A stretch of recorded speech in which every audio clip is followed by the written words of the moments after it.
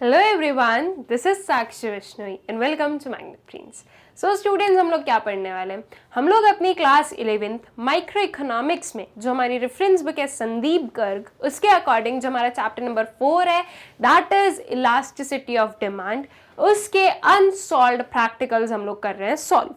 अब उन unsolved practicals भी जब आप लोग खोलोगे स्टूडेंट्स तो आपकी बुक में, तो उसमें आप लोगों को दिखेगा कि ये जो आपके प्रैक्टिकल्स हैं उनमें डिफरेंट सेक्शंस बने हुए हैं, जैसे कि calculation of elasticity of demand when price and quantity are given, then calculation of price और quantity when elasticity is given. ठीक है, ये ऑलरेडी हम लोग कर चुके हैं। उसके बाद में आता है आपका elasticity of demand by percentage method.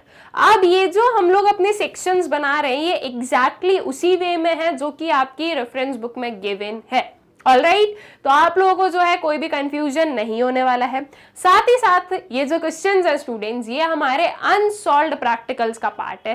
That means ये हमारी बुक के वो प्रैक्टिकल्स हैं जिनके सॉल्यूशंस हमें नहीं गिवन है, जिनके जो है सिर्फ और सिर्फ हमारे पास में क्या है, सिर्फ और सिर्फ हमारे पास में क्वेश्चन है, उसे हम लोग यहाँ पर कर रहे हैं solve.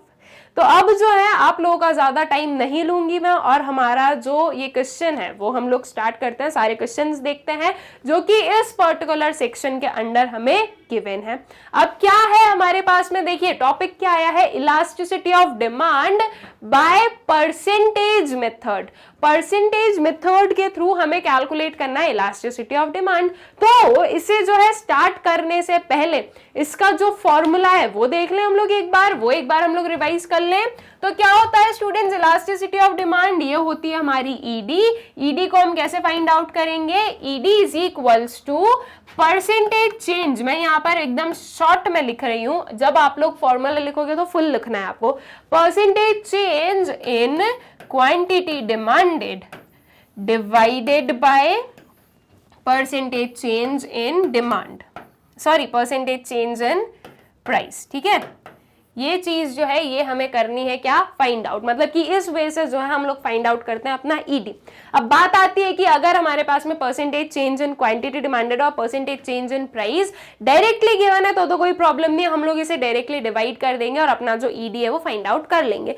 But if in any case ये डायरेक्टली गिवन नहीं है तो फिर हम इसे कैसे फाइंड आउट करते हैं? तो इसके लिए सिंपल सा फॉर्मूला होता है, जब हमें percentage change in quantity demanded निकालना है तो हम कैसे निकालेंगे, change in Q divided by Q multiplied by 100। ठीक है, अगर हम ये चीज करेंगे तो हमारे पास में आ जाएगा अपना percentage change in quantity demanded.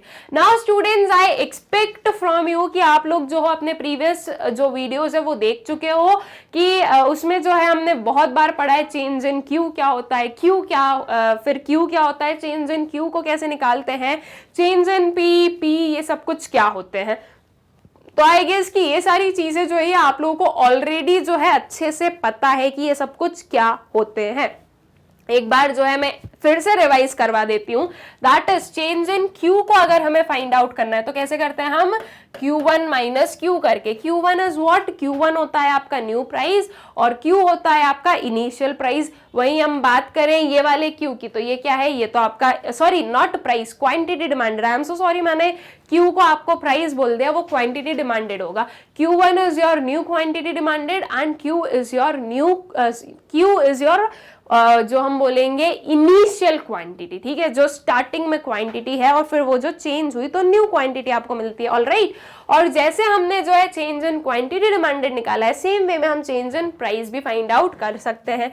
क्या फॉर्मूला होता है, यहाँ पर जहां पर Q आया है वहां पर हम क्या लिख देंगे, अब P लिख देंगे। That is change in P divided by P multiplied by 100 हम लोग करने वाले हैं। ऑलराइट, अब चेंज इन P को कैसे फाइंड आउट करेंगे, तो सेम वे में जैसे चेंज इन Q निकल रहा था वैसे ही हम चेंज इन P निकालते हैं, P1 माइनस P करके। P1 क्या है, P1 है आपकी न्यू प्राइस, P है आपकी इनिशियल प्राइस। ठीक है, तो इस वे में जो है हम क्या करते हैं, अपना ये जो ईडी है वो फाइंड आउट करते हैं।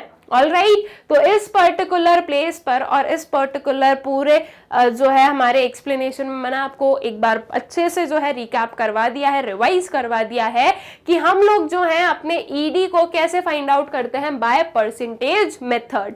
और मैंने ये क्यों बताया, क्योंकि इस वाले वीडियो में हम जो अपने सारे क्वेश्चंस करने वाले हैं वो परसेंटेज मेथड पर ही बेस्ड होंगे। ऑलराइट, तो चलिए अब जो है ये चीज तो हो गई क्लियर। तो अब जो है हम अपने क्वेश्चन की साइड बढ़ते हैं और क्वेश्चन को सॉल्व करते हैं, जिससे कि हमें जो है और क्लैरिटी मिलते जाएगी।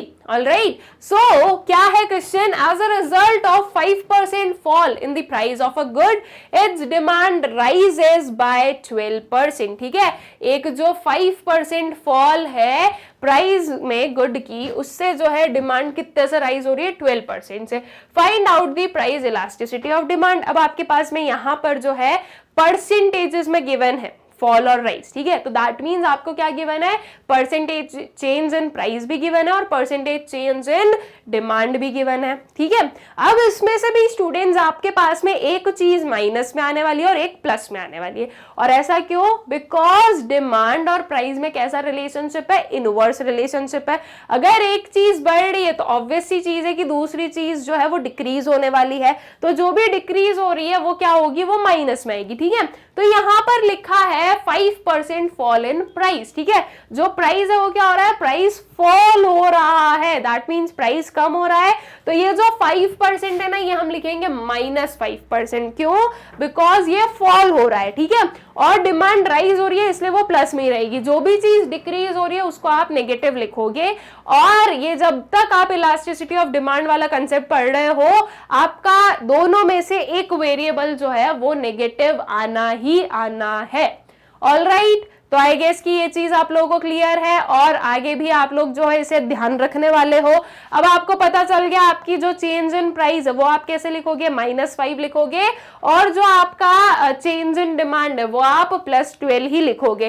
तो अब बस आपको आपका फॉर्मूला यूज करना है और इस चीज को पुट करना है। So ED is equals to percentage change in quantity demanded divided by percentage change in price, that is 12 divided by -5। Alright, तो अब जो है देखो 12 और 5 जो है वो इससे ज्यादा सिंप्लीफाई हो ही नहीं सकते। आपको क्या करना पड़ेगा, उसे डिवाइड ही करना पड़ेगा। एकदम ही सिंपल सा इसका डिवीजन है, 5 2s are 10 होगा, 2 रिमाइंडर बचेगा, पॉइंट लगा दो 20, दैट इज 4 आ गया, तो 2.4 आ जाएगा आपका आंसर। तो आपकी जो ईडी है वो क्या निकली, वो निकली है आपकी -2.4। ऑलराइट, ये आ गई आपकी इलास्टिसिटी ऑफ डिमांड। ठीक, फिर आगे चले नेक्स्ट वाले क्वेश्चन पर। नेक्स्ट क्वेश्चन है हमारे पास में, a 3% fall in the price of X leads to 9% rise in its demand. ठीक है, एक जो है एक्स एक गुड है हमारे पास में, जिसमें कि क्या हो रहा है, प्राइस जो वो 3% से फॉल हो रहा है। फॉल हो रहा है मतलब कि ये आपका -3 आएगा। इसकी वजह से जो है 9% राइज हो रही है उसकी डिमांड। ठीक है, अब एक्स की जो प्राइस और डिमांड है, जो चेंज है, परसेंटेज चेंज, वो गिवन है। अब 5% rise in the price of Y. अब हम बात कर रहे हैं किसकी, वाई की। ठीक है, जो एक और कमोडिटी है उसकी बात कर रहे हैं। उसमें हमें बोला गया है कि जो प्राइस है वो कितने से राइज हो रहा है, 5% से राइज हो रहा है। Leads to 5% fall in its demand. अब जो 5% का राइज है उसकी वजह से 5% फॉल हो रही है उसकी डिमांड। आगे क्वेश्चन क्या दिया है, calculate the price elasticity of demand for X and Y, which one is more elastic. अब दो गुड्स के यहाँ पर हमें जो है पूरी सिचुएशन है, हम बोले पूरे फिगर्स गिवन है, उसके बाद में हमें बोला गया कि आपको जो है एक्स और वाई दोनों की ही जो डिमांड है, डिमांड इलास्टिसिटी है, ये फाइंड आउट करनी है। और उसी के साथ साथ आपको ये भी बताना है कि दोनों में से ज्यादा इलास्टिक जो डिमांड है वो आपको किस में देखने को मिली है। ऑलराइट, तो चलिए इसका जो आंसर है वो हम लोग देखते हैं कि क्या होने वाला है। सबसे पहले जो है हमने अपना जो फॉर्मूला है वो बताया, that is ED is what, percentage change in quantity demanded divided by percentage change in price होता है। अब जो है हम क्या निकाल रहे हैं, ईडी ऑफ एक्स। ऑलराइट, ये माइनस इधर आएगा, यहाँ पर प्लस आएगा। ईडी ऑफ एक्स अगर हम फाइंड आउट करें स्टूडेंट्स, तो आपके पास में क्या है, जो आपका परसेंटेज फॉल है प्राइस में, ठीक है। हाँ, तो यहाँ पर माइनस आएगा, ये प्लस ही आने वाला है। तो ईडी ऑफ एक्स अगर फाइंड आउट करना है तो हमने क्या किया, 9 डिवाइडेड बाय -3 किया, राइट। ये चीज हमें गिवन थी। अब 9 डिवाइडेड बाय 3 करते हैं तो क्या आता है, तो आपका आता है -3, मतलब कि 9 डिवाइडेड बाय 3 आएगा ना। तो ईडी ऑफ एक्स कितना आया है, ईडी ऑफ एक्स आया है आपका -3, ऑलराइट। और जो ईडी ऑफ वाई है उसमें हमने देखा कि 5% चेंज हो रहा है प्राइस में, और वही सेम 5% चेंज हो रहा है किसमें, क्वांटिटी डिमांडेड में। तो इसलिए दोनों क्या आया, 5 डिवाइडेड बाय 5 आया, दोनों कैंसिल आउट होकर क्या बन गए, 1 बन गए। और ईडी जो है वो हमारा हमेशा जो है नेगेटिव ही आता है, तो ईडी ऑफ वाई कितना आ गया, -1 आ गया। अब हमारे पास में x की भी इलास्टिसिटी आ गई, y की भी इलास्टिसिटी आ गई, 1 और 3, ठीक है। अब इसमें से हमें बताना है कि ज्यादा इलास्टिक किसकी डिमांड है। तो देखो, जो आपकी ईडी ऑफ y है, ओके, ये जो -1 है वो आपको क्या सिग्निफाई कर रही है कि कैसी इलास्टिसिटी है, यूनिटरी इलास्टिक डिमांड है, ठीक है। या फिर मैं इसे यूनिटी भी बोल दूं, ठीक है। हमने बोला कि कैसी डिमांड है, कैसी इलास्टिसिटी ऑफ डिमांड है, यूनिटी है, ऑलराइट। अब इसके बाद में इसका जो मतलब है वो क्या समझ में आया कि जितना फॉल या राइज आपके प्राइस में होगा, सेम एग्जैक्टली उतना ही फॉल या राइज किसमें होगा, आपकी क्वांटिटी डिमांडेड में होगा, राइट। मतलब कि जो परसेंटेज चेंज है दोनों में सेम रहेंगे। लेकिन अगर हम बात करें ईडी ऑफ एक्स की, तो वो क्या आया है, -3। ये क्या बता रहा है कि अगर आपकी जो चेंज इन प्राइस है वो 1% से हो रहा है, तो आपकी जो चेंज इन डिमांड है वो कितने परसेंट से हो रही है, 3% से हो रही है। दैट मीन्स प्राइस में जितना भी चेंज है उससे ज्यादा चेंज हो रहा है आपकी डिमांड में, और ये सिग्निफाई कर रहा है कौन सी demand, highly elastic demand, right. अब हाईली इलास्टिक डिमांड जो होती है वो यूनिटरी इलास्टिक डिमांड से ज्यादा इलास्टिक है, राइट। तो आपकी जो ज्यादा इलास्टिसिटी है वो हमें कहां पर देखने को मिली, गुड एक्स में। That is demand for good x is more elastic, alright. तो आई गेस कि ये पर्टिकुलर जो क्वेश्चन था अच्छे से क्लियर हो गया है। इसमें बस ये न्यू था कि यहाँ पर जो है हमारे पास में 2 गुड आ गए, और दोनों गुड की जो है हमें क्या बतानी थी कि कितनी जो है, किसकी जो है ज्यादा इलास्टिक डिमांड बनी है, ठीक है। फिर आगे चले नेक्स्ट वाले क्वेश्चन पर। नेक्स्ट क्वेश्चन है, a 5% fall in the price of X leads to 10% rise in demand of X, ठीक है। क्या हो रहा है कि 5% से जो है एक्स का प्राइस फॉल हो रहा है, तो उसकी वजह से उसकी जो डिमांड है वो 10% से इंक्रीज हो रही है। A 2% rise in the price of Y leads to 6% fall in demand for Y. और आगे क्या बोला गया कि जो वाई है उसके अगर प्राइस 2% से बढ़ रही है तो उसकी जो डिमांड है वो 6% से क्या हो रही है, फॉल हो रही है। Calculate the elasticity of demand of X and Y. अब यहाँ पर हमें जो है सिंपली बस बोला गया है कि आपको एक्स और वाई की जो इलास्टिसिटी ऑफ डिमांड है कैलकुलेट करना है। ऐसा कुछ भी नहीं बोला गया कि आपको जो है क्या बतानी है, आपको इसकी जो मोर इलास्टिक या लेस इलास्टिक है वो बताना है। ऐसा कुछ भी नहीं बोला गया, आपको सिंपली बस इन दोनों की जो इलास्टिसिटी है वो करनी है फाइंड आउट। अब एकदम ही इजी है, आपके पास में डायरेक्टली गिवन है percentage change in quantity demanded और परसेंटेज चेंज इन प्राइस, तो आप डायरेक्टली उन चीजों को लिख दो। तो ईडी ऑफ एक्स क्या हो गया, 10 डिवाइडेड बाय 5 हो गया। क्या आंसर आएगा, 10 डिवाइडेड बाय 5 एकदम इजी है, 2 आएगा, और माइनस हमें लगाना है क्योंकि इनवर्स रिलेशनशिप है, तो ये आ गया आपका -2। वहीं हम ईडी ऑफ वाई की बात करें तो ये 6 डिवाइडेड बाय 2 आ गया, तो आपका 6 डिवाइडेड बाय 2 कितना हो गया, -3 हो गया, ठीक है। माइनस आपको साइन लगाना ही है। फिर भी हमने यहाँ पर जो है डिफाइन कर दिया कि क्या है, जो डिमांड फॉर वाई है वो ज्यादा इलास्टिक है। क्यों इलास्टिक है स्टूडेंट्स, बिकॉज ये -3 है, ऊपर वाली -2 है। ऊपर जो x है वो आपको बोल रहा है कि 1% change in price will lead to 2% change in demand, लेकिन जो ईडी ऑफ वाई है वो बोल रहा है कि 1% change in price will lead to 3% change in demand. तो 3% चेंज ज्यादा इलास्टिसिटी दिखा रहा है, इसलिए जो आपका गुड वाई है उसकी ज्यादा इलास्टिक डिमांड होगी, ठीक है। फिर आगे चलते हैं नेक्स्ट वाले पर। नेक्स्ट क्वेश्चन हमें क्या बोल रहा है, as the price of a commodity falls from ₹8 to ₹6, its demand rises from 100 units to 125 units, find out the price elasticity of demand by percentage method. अब आपको क्या गिवन है स्टूडेंट्स, अब आपको गिवन है P गिवन है, P1 given है, Q given है एंड Q1 गिवन है, ठीक है। और आपको बोला गया है कि आपको फाइंड आउट करना है प्राइस इलास्टिसिटी ऑफ डिमांड किस पर्टिकुलर वे से, परसेंटेज मेथड से। तो मैंने आपको स्टार्टिंग में ही बताया है कि परसेंटेज में कैसे क्या जो है हम लोग इसे कैलकुलेट करते हैं, परसेंटेज में हम कैसे जो है इसे कन्वर्ट करते हैं। क्या होता है formula, change in Q divided by Q multiplied by 100। इससे क्या मिलेगा, इससे मिलेगा हमें अपना percentage change in quantity demanded.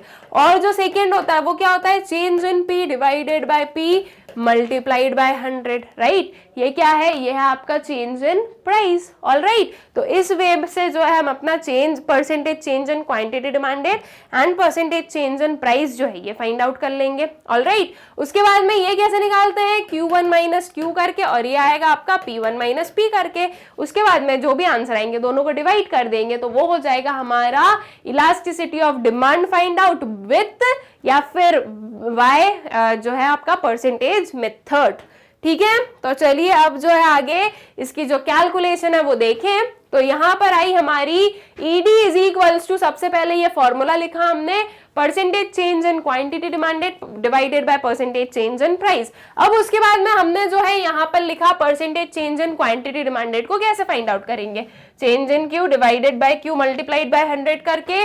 Change in Q की कैलकुलेशन भी दिखाइए, कैलकुलेशन आपको एक एक चीज की दिखानी है, चाहे आप उसे फाइनली यहां पर दिखाओ या फिर आप उसे वर्किंग नोट में दिखाओ, कहीं पर भी दिखाओ, लेकिन आपको जो है कैलकुलेशन एक एक पर्टिकुलर चीज की, एक एक पर्टिकुलर वेरिएबल की जो है शो करनी होती है, ठीक है।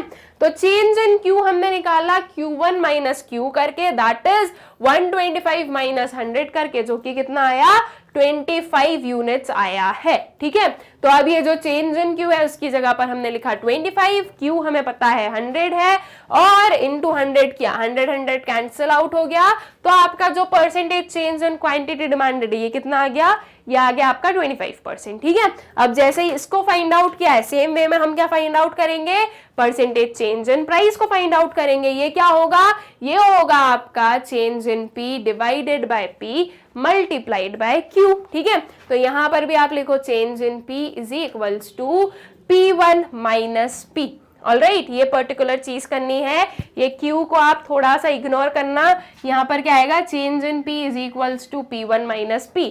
P1 क्या हो गया, 8 हो गया, P कितना हो गया आपका, 6 गिवन है आपको, तो 8 माइनस 6 ये कितना आया, ये आया आपका 2।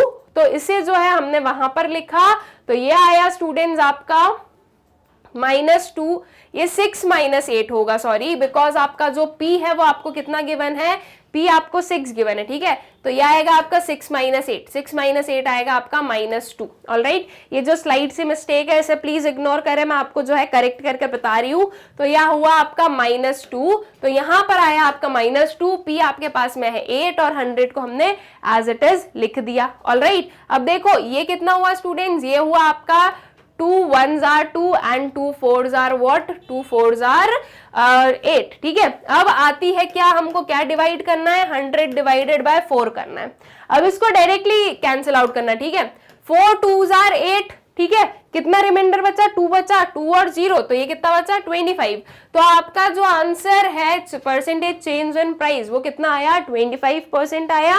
अब देखो आपका परसेंटेज चेंज इन प्राइस भी हमने निकाल दिया, दैट इज ये आया 25%, और जो आपका percentage change in quantity demanded था वो भी हमने निकाला, दैट वाज 25, ठीक है।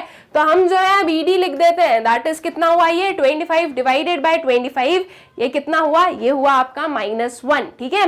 तो ED की वैल्यू कितनी आ गई, ED की वैल्यू आ गई आपकी -1, ऑल राइट।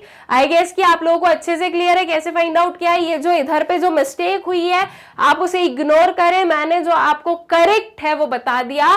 यहाँ पर Q नहीं, यहाँ पर हम क्या लिखेंगे, change in P is equals to P1 minus P, और ये जो 8 माइनस 6 है ये नहीं होगा, क्या होगा, 6 माइनस 8 होगा, बिकॉज हमारे पास में P1 जो है वो 6 गिवन है और P जो है वो 8 गिवन है, तो 6 माइनस 8 होगा, तो आपका आंसर किस में आएगा, -2 आएगा।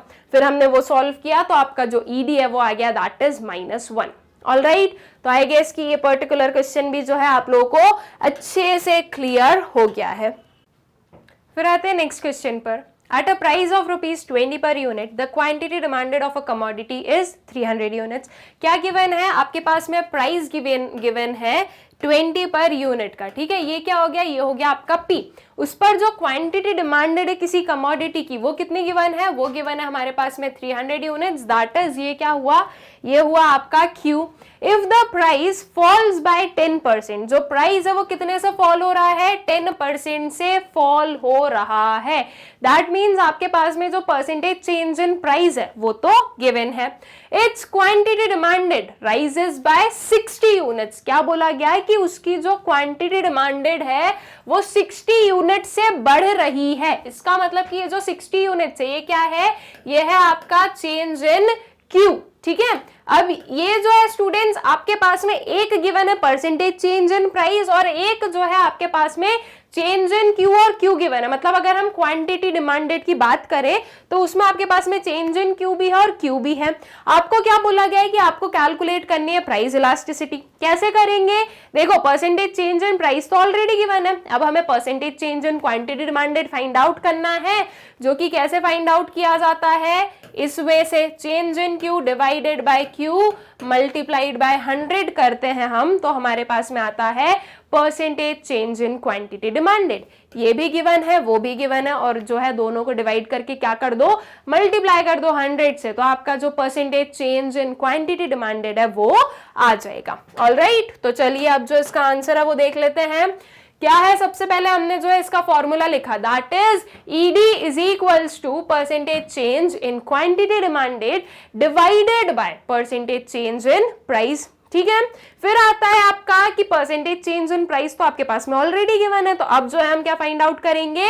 Percentage change in quantity demanded find out करने वाले हैं। कैसे? इस पर्टिकुलर वे से, change in Q divided by Q multiplied by 100 करके। चेंज इन Q हमारे पास में है 60, आपका जो Q है वो है आपका 300 और ये 100 को हमने लिया एज इट इज, ठीक है। तो अब जो है इसे सॉल्व कर दो स्टूडेंट्स, एकदम इजी है। ये 0 0 कैंसिल आउट हो गए, 3 1s are 3 and 3 20s are what? 60। तो आपका जो percentage change in quantity demanded ये कितना आ गया? ये आ गया 20%। तो अब जो है आपके पास में आपका percentage change in quantity demanded भी आपको मिल गई और परसेंटेज चेंज इन प्राइस भी आपको पता है। उसे हम क्या करते हैं? अपने फॉर्मूले में पुट करें, तो ये आएगा हमारा 20 डिवाइडेड बाय -10। -10 क्यों आएगा? बिकॉज प्राइस फॉल हुआ है, ठीक है। अब 20 डिवाइडेड बाय -10 करोगे तो आंसर कितना आ गया? आंसर आ गया आपका -2। ओके, दैट इज ED की वैल्यू कितनी है? ED की वैल्यू है आपकी -2। ऑलराइट, आई गेस कि एकदम जो ये इजी सा हमारा क्वेश्चन था आप लोगों को क्लियर हो गया होगा। नेक्स्ट वाले क्वेश्चन पर आ जाए। नेक्स्ट क्वेश्चन है आपका, as a result of 10% rise in the price of a good, its demand falls from 100 units to 90 units. Find out the price elasticity of demand. अब देखो क्या गिवन है आपको? गिवन है 10% राइज हुआ है किसमें? प्राइस में। That is percentage change in price given है 10% का। उसकी जो डिमांड है वो क्या हो रही है? फॉल हो रही है। कितनी? 100 यूनिट से 90 यूनिट्स पर जा रही है। दैट मीन्स आपकी 100 यूनिट्स क्या है? P है, और 90 यूनिट्स क्या है? P1 है। यहां पर आपको चेंज इन P नहीं दिया है, यहां पर आपको क्या दिया है? P1 दिया है, ठीक है। तो Q है, आई एम सो सॉरी, ये Q नहीं है, ये सॉरी P नहीं है, Q है, ठीक है। Q है और Q1 आपके पास में गिवन है। तो अब जो है आपको क्या फाइंड आउट करना पड़ेगा? Change in Q find out करना पड़ेगा। क्यों? क्योंकि अगर हमें percentage change in quantity demanded निकालना है तो हमारे पास में चेंज इन Q होना जरूरी है, बिकॉज हमारा फॉर्मूला होता है change in Q divided by Q multiplied by 100। तो चेंज इन Q को हम कैसे निकाल लेंगे? Q1 माइनस Q करके। दोनों है हमारे पास में, Q1 भी है, Q भी है, तो इन दोनों को माइनस करेंगे तो आपके पास में जो है चेंज इन Q आ जाएगा, जो कि क्या आ गया आपका? मतलब कि जो कि क्या आने वाला है आपका? 90 माइनस 100 करोगे तो -10 आ जाएगा। उसको यहाँ पर पुट करना, बाकी की चीजें पुट करना, तो आपका जो percentage change in quantity demanded है वो निकल जाएगा। सोल्यूशन देखें इसका, तो कुछ ये हमारा सोल्यूशन होने वाला है। ED is equals to percentage change in quantity demanded divided by percentage change in price, ठीक है। तो अब जो है percentage change in quantity demanded हमने इस वे से लिखा, change in Q divided by Q multiplied by 100 करके। चेंज इन Q अभी अभी मैंने आपको बताया -10 आने वाला है, तो ये आया आपका -10 डिवाइडेड बाय 100। क्यों? क्योंकि Q हमारा 100 है और इसको मल्टीप्लाई करा 100 से, 100 कैंसिल आउट हो गया, बचा क्या? -10। ठीक है, तो आपका जो percentage change in quantity demanded है ये क्या हुआ? ये हुआ आपका -10%।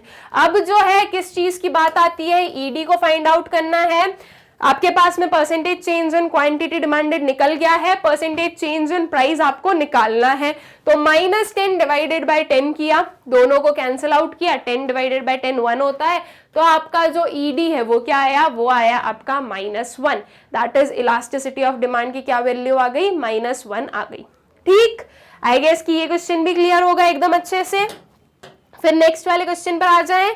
नेक्स्ट क्वेश्चन है आपके पास में, a household increases its demand for a commodity from 40 units to 50 units when its price falls by 10%।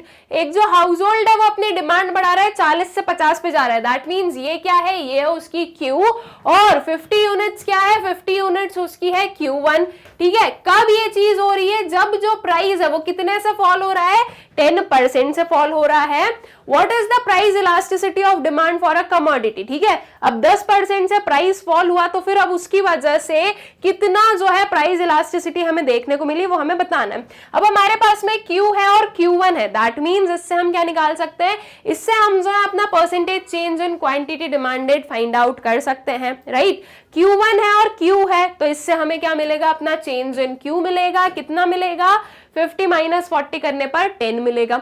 Q already हमारे पास में है और उसमें क्या करना है? 100 का मल्टीप्लीकेशन, तो आपका जो percentage change in quantity demanded है ये फाइंड आउट कर लिया जाएगा। ऑलराइट, तो चलिए देख लेते हैं कि क्या जो है इसका आंसर होने वाला है।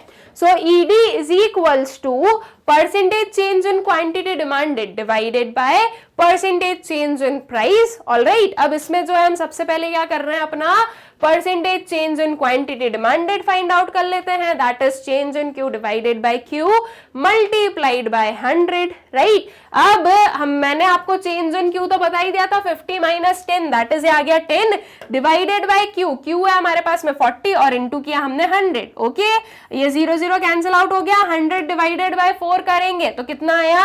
25 आया। तो ये आ गई आपकी क्या? Percentage change in quantity demanded कितनी आ गई? 25% आ गई। परसेंटेज चेंज इन प्राइस आपको गिवन ही है कितनी? 10%। तो अब जो है आप ईडी फाइंड आउट कर सकते हो। ED is equals to 25 divided by 10 कितना हो जाएगा? 2.5। और आंसर किस में आएगा? माइनस में आएगा, बिकॉज इलास्टिसिटी ऑफ डिमांड जो है वो हमारी माइनस में ही आती है। ठीक है, तो ईडी इज इक्वल्स टू -2.5 जो है ये होगा हमारा आंसर।